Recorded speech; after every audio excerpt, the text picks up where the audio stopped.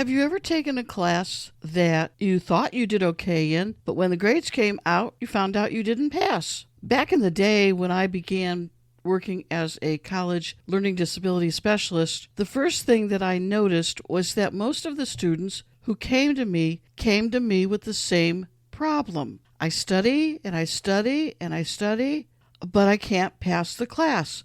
What can I do differently? How can I pass the class? I even had a student come to me whose professor told her, "Do not take this class with me again." And that's a pretty extreme situation. By the way, at the end of the podcast, I'll tell you how that student passed her class. So it was my job to see what I could do to help her and to help the other students who were struggling in class and not passing figure out how they could pass their classes. Because the bottom line with all of this is you're going to go to college to learn a trade and to learn a skill and to have a future career, and you need to gain the knowledge that these classes provide. So if you can't pass the class, it complicates everything. So today we're going to examine what happens and what you should do next if you're not passing the class. Welcome to College Disabilities and Success, Episode 25, Not Passing, Now What? By Mickey Hayes. The opinions in this podcast are my own, but please reach out to your college, physician, or legal services for any additional information.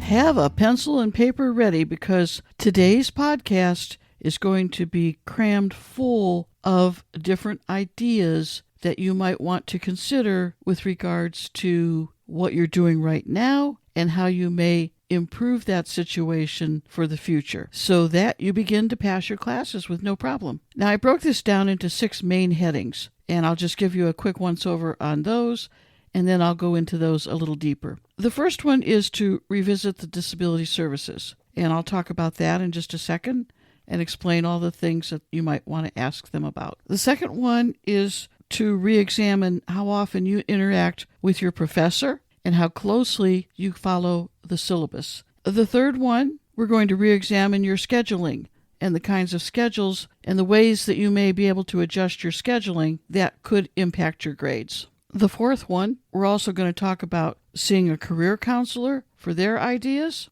The fifth thing we're going to talk about is how you're handling your personal space and your personal time, and I'll make some suggestions with regards to that. And then the last one we're going to talk about, the sixth one, is a whole bunch of different strategies that you could do depending on the way you learn information. So first we're going to talk about revisiting the disability services specialist. There are several things that you could talk to that disability services specialist about.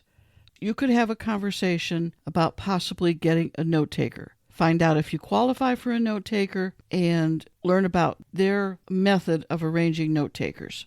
Because note takers can be done in confidence. You can actually have a note taker and the other students would not even be aware of it if that is important to you.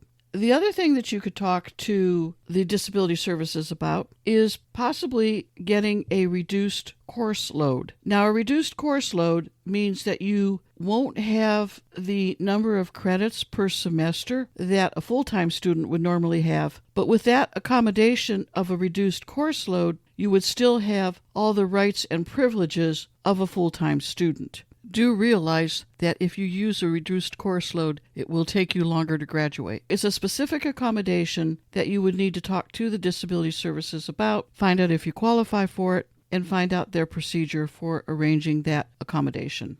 Another accommodation that disability services may be able to talk to you about is something called course substitution. Now, course substitution is a complex accommodation, and it doesn't happen very quickly. But with a course substitution, if your disability warrants it, you may find that you can take a different course and substitute it for the one that you're struggling with. And a lot of times, students get course substitutions in math. Now, if you get a course substitution in math, for example, you can't do it if your major is something that is math critical. But if your major is something that really is not math critical, that may become a possibility for you. So you could possibly get a course substitution in math. You may be able to get one in a foreign language, perhaps. You need to talk to the disability services and find out how they do that procedure and what the parameters and the guidelines are for that, and do you even qualify? Because not everybody qualifies for a course substitution. You might also talk to the disability services specialist about possible assistive technology. There may be some sort of technology that they have available that will help you out depending on that area that you're struggling in. So that may be an option as well. So there's a lot of things you could have conversations about with the disability services specialist. And those are all unique situations to every individual. And that's why it's not something that's just carte blanche, everybody gets it. But you may be able to gain additional accommodations if you go back and speak to the disability specialist. Now, the second thing I would talk to students about is I would find out how often they interact with the professor. Every professor has office hours. They are required to have office hours, and they're there for you. That is the loneliest time of the professor's day. Most students don't use the office hours. Take advantage of that opportunity to meet with the professor, because sometimes the professor can guide you and help you and kind of figure out where you're struggling before it becomes too late. Because if you just keep failing a test and failing a test and failing a test, if you don't go see them to find out what you can do differently, you're going to follow that path all the way to the end and end up having to repeat the course, if you even are able to repeat the course. So talk to the professor and find out if that individual can help you. If you have a minute, re-listen to episode 22, where I interview a former student, Jimmy, and he talks a lot about the benefits of spending time getting to know the professors. Made a huge difference in his success. My other question with regards to talking to the professors is, how closely do you know that syllabus? If you never look at it and you have no clue as to how they are calculating your grade, then it shouldn't be a real surprise if you don't pass. Because if you have no idea what goes into calculating your grade, then how would you even know what you need to do or not do to be successful in that course? So look closely at the syllabus.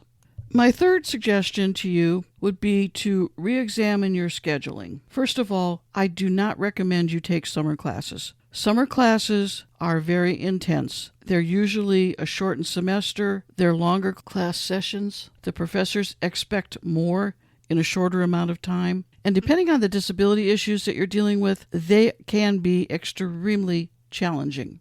Register early for your semester, as soon as you can, and then choose wisely. If you don't function well in the morning, try to schedule afternoon classes. It makes no sense to have an 8 a.m. class if, because of your disability or any medications or anything that complicates that, for you to try and show up at 8 a.m. because you're not there 100% and you're not focused 100%. Now, if you wait to sign up for your schedule till the very end, you get slim pickings. But if you're early enough and register as soon as you can, then you can choose classes that fit to your needs. I suggest taking breaks in between your classes if it is all possible, because if you can take breaks, it helps you to regroup. It helps you to refocus. It helps you to go over what you just did before you get hit with another subject. So I think breaks help if you can get them. You might want to explore an online class versus an on-campus class. Are you struggling online? Should you be on campus? Are you struggling on campus? Should you be online? Should you take a hybrid version where part of the time you're online and part of the time you're on campus? These are all questions, and these are all options that many colleges offer you. The other question is, how often does your class meet a week? Are you meeting one time a week for a very intensive 4-hour class? Or are you meeting 2 or 3 days a week where you're getting the information in short bursts rather than one big, long, extensive burst? Usually, if you can stretch out your classes to 2 or 3 days a week, then they're a little bit easier to deal with if you're struggling in those classes. You may find out that if there's a particular class that you just can't get and you know you're going to have a problem with it, you may end up having to take it by itself. And that's one of those things that you have to decide for yourself. Or take it with a class that's a lighter weight class. Try not to schedule 1, 2, or 3 heavy classes in a row that have a ton of reading and writing and studying, because some classes are real intensive and some classes are a little bit lighter and they're more flexible. So look very closely at how you arrange those classes in your schedule. I have found, though, that students who just take anything wherever and don't give thought to how they're scheduling their classes, those are the students that have the most trouble because they haven't really thought about their personal situation and their personal needs with regards to their disability.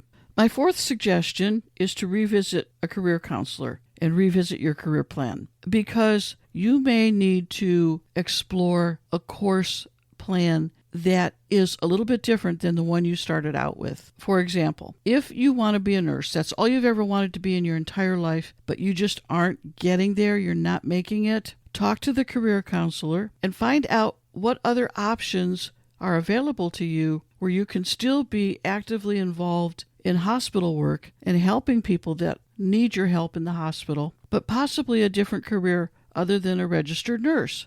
In episode 20, I talked about career plans, and I mentioned ONET. You might want to revisit that episode because that is an extremely valuable resource.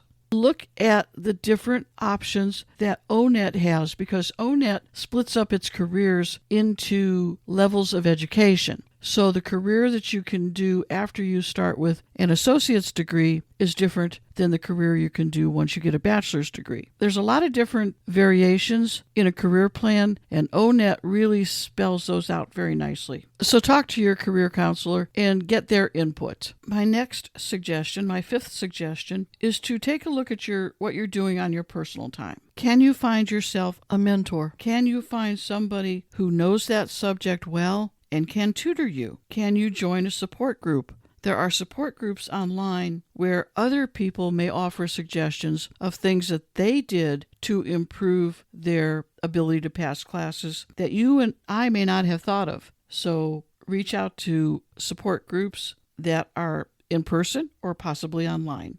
Take a look at your calendar. How are you breaking up your studying time? Where are you dedicating your study time? So look at your personal space there. How much of your time is spent on the work stuff that we have to do every day? Maybe you have a job, maybe you have kids, you have other responsibilities throughout the day besides school. So during your free time, how do you budget your studying time? Because you may not be budgeting that correctly. So for that fifth example, take a look at your personal time and all of the ways that you can get support and help during those personal hours. And the last technique I'm going to talk about is how are you studying? Because how you are studying makes a huge difference in your output. So I suggest, first of all, that you revisit my podcasts, episode 7 to episode 12, because on those podcasts, I provided a lot of different suggestions and ideas about helping you to memorize things and remember things, learn from your mistakes, and some strategies that you could do that would help you. Now, in episode 9, I asked about the kind of a learner you are. Are you a visual learner? Are you an auditory learner? Or are you a tactile kinesthetic learner? So let's take a look at those. If you're a visual learner, you like things neat, organized, you like things clearly marked, you like diagrams and pictures, you like notes on the board, you like to create lists of things you can do, you close your eyes to try and recall what you saw on the board or in the book, you're detailed and you tend to notice when things change, and you prefer to be shown how to do something so that you can look and learn. So visual learners should do strategies that take in visual strengths. So you should be really focused on any materials that the teacher hands out. Diagrams, pictures, color coding is a big help. Notes on the board. Creating lists. I had one student walked into the office, asked me what he could do, and I started pulling out from my big bag of tricks. And I said, well, one of the things you could do is you could take a chapter from a book and start making a list of all the things you need to know. No answers, just a list. And then use it as a checkoff list so you can figure out what you already know and what you still need to learn. And he said, oh, that's great. I like that idea. Okay, thanks. Bye. And I said, but wait, I have more. He said, nope, I like this. This will do what I need. And that was that. So sometimes it's just a matter of finding the right strategy. So visual learners like to see things visually and clearly. Auditory learners like to have verbal directions. They like the lectures. They want it explained to them and explained clearly. They enjoy things like role-playing, acting, listening to things like podcasts. They remember what they said for a long time because they're auditory. They're speaking it, they're hearing it. One of the auditory activities that works very well is if you tape record yourself. But tape record the question and leave some dead space on the recorder. Let it run blank before you fill in the answer. And see if you can guess the answer when you review before you hear the correct answer right behind the question. That works really effectively if you like to study using auditory strategies. Auditory learners might move their lips or whisper under their breath, subvocalizing to themselves when they're taking a test. They prefer oral directions to a place. They don't want to look at a map. They want you to tell them how to get to where they need to go, whereas a visual learner wants to look at a map. Auditory learners are often easily distracted by noise, and sometimes if it's out of sight, it's out of mind. So when you're studying with auditory techniques, use things like tape recorders. Talk to yourself. Act it through. In your mind, think of a scenario that you can place your story in. But do things that are auditory. Talk to somebody else. Explain it to somebody else. Explain it to your dog. Explain it to your baby. They love it when you talk to them, and you're teaching yourself the information that you need. If you're a tactile kinesthetic learner, you like the physical, you like the movement. You prefer to study usually in short segments, you like the breaks. You find yourself easily distracted because you want to keep moving. You like things trial and error. You're one of those people that somebody hands you a piece of equipment, you don't want to see the directions, you just start immediately doing what you have to do, and you'll figure it out along the way. You tend to feel things, like feel where you're going. You kind of have a sense of where you're going, even though you might not be following an oral direction or a map. You sort of have a sense of things. Tactile kinesthetic learners like to use manipulatives. They like to use things that they can put in their hands, like models, experiments, samples. I had a student one time who baked bread every time she had to study for a test. The act of kneading the bread over and over and over again while she was studying whatever she needed to learn helped her to remember. So she made that connection between the tactile movement and learning the information. Anything where you're doing movement and you're connecting it to the information you need to learn. Tactile learners write things down. You like to write notes for everything because that helps you to remember. So you're the sticky note person. You've got those notes all over the place. Now, you have visual, auditory, and tactile kinesthetic. The ideal situation is a blending of all of those. So listen closely to what I just said, maybe re-listen to that portion of the podcast, and figure out the way that you learn the best. Because if you're looking at a textbook, clearly you have to read it. But if reading is a struggle, get a subscription to Learning Ally. Talk to Disability Services and arrange that accommodation. Talk to the Disability Services about assistive technology that you could use, because it's available to you for free if you go to talk to the Disability Services. So use your visual and your auditory by reading the book, but listening to it at the same time, and then throw in tactile kinesthetic so that you're marking in the book with a pen or a pencil. You might highlight a line here and there or a word here and there, but take the pen and pencil and star it, put an initial by it, check it off as important, underline it, circle it, some way that your eye can catch it visually when you're going back and looking at the material. Don't not write in your book because you want to sell it back to the bookstore, unless you don't need to do that, unless you don't need to write in it. But if you're struggling, use that book. Write in it, make notes in it, use it. Or handouts, whatever the instructor gives you. Just use those with a pen or pencil in your hand and blend up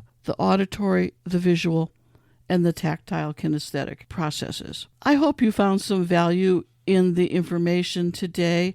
I know I hit you with a lot of information, but I think it's really important that when you are struggling at college, that you really re-examine why that's happening and figure out what you can do differently to correct it. Because most of the time, it is correctable. You just have to figure out who you need to talk to, how they can help you. Is your help coming from an outside source, or is it coming from within? Is it coming from something that you need to do differently? By the way, the student who came to me after the professor said, "Don't take my class again," signed up for the professor again and started running into the same problem. I finally convinced the student to not throw away the papers that she failed, but bring them to me, because the only way we were going to help her is to re-examine her mistakes. You have to learn from your mistakes. And so if you don't go back and see where you went wrong on a paper that you wrote or on a test that you took, you're bound to repeat the problem again and again. So when all is said and done, take some time, go back over the errors that you had on that assignment and learn. Learn from your mistakes. By the way, the student passed the class once we did that, and life was good. When you have time, go to MickieTeaches.com, MICKIE teaches.com, and on my resource page, I have a whole lot of articles and things that I've written in a blog that might help you, give you some insights. So take a look at that. And also, when you go to my blog, when you click on those articles and go to my blog, there's a whole list of additional resources there that you might find helpful. You can also reach me at mickieteaches@gmail.com. If you have any questions, feel free to send me an email, and I'll see what I can do to help you out as well. Have a great rest of the day, and I will be talking to you soon. Bye. Information contained throughout this podcast has been gleaned from my own personal experiences, but to ensure accuracy, please contact the Disability Services at the college of your choice to have first-hand information and the most up-to-date policies and procedures followed by your particular institution of higher education. The content in any of these podcasts is not intended as a substitute for information from legal, educational, or medical professionals. Always seek the advice of your attorney or qualified healthcare provider with any questions you may have with regards to legal, educational, or medical concerns.